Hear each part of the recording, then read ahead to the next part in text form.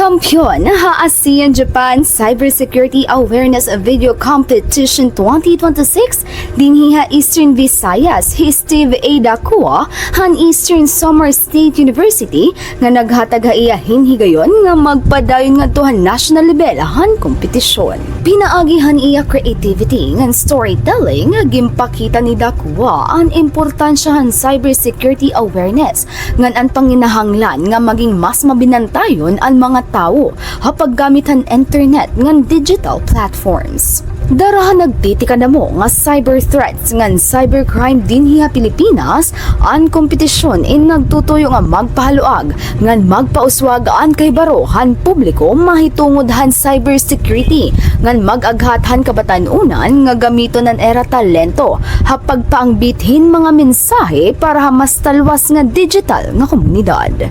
Honestly, warat na preparation talaga kasi di mature talaga nga ma-entry kami. So one day shoot la kami from scratch to script.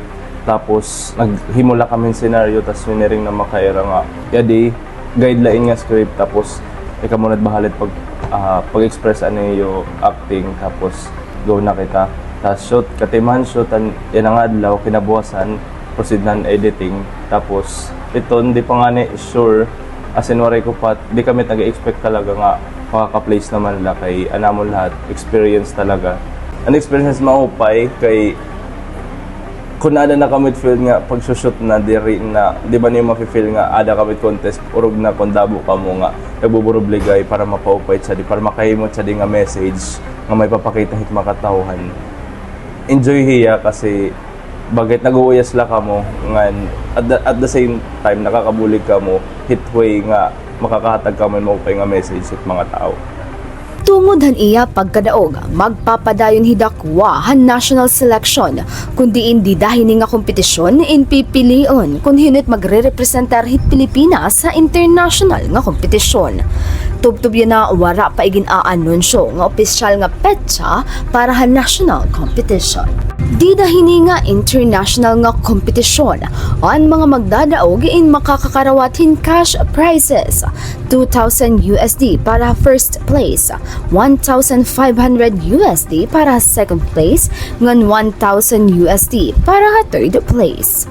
Iya pagpartisipar ha national competition nagbilin mensahe hi Dacua para iba nga kabatan-unan nga interesado o mapi ha pareho hini nga klase hin kompetisyon. So itakon masisiring na lahat mga ibang aspiring dama sugad na mahaak nga aspiring hanggang ngayon nga ayaw ka mo kawawarain pag-asa, ayaw ka mo pagdadoubt ito yung sarili, ayaw ka mo kukulaw la kung ano lati yung may daga gears kay diri adahit gears na susukat kung paano ni may papakita o paano ni may express kung paano ni may gagawas team skills adahit kung determinado ka talaga maghatagid impact it mga tao kung desidido ka talaga nga asset talaga feel nga or dida ka talaga nag-i-enjoy.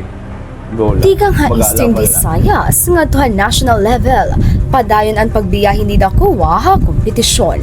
Labaw ha pagkadaog an iya pakigbahin nagpapakita nga ang kabatan-unan may importante nga papel ha pagpataas han kahibaro mahitungod ang cybersecurity paglikay ha cybercrime ngan paghimuhin mas talwas nga digital nga komunidad ha Pilipinas. Tikang ha syudad hiton Borongan, Francis Abulgas, Eastern Samar News Service.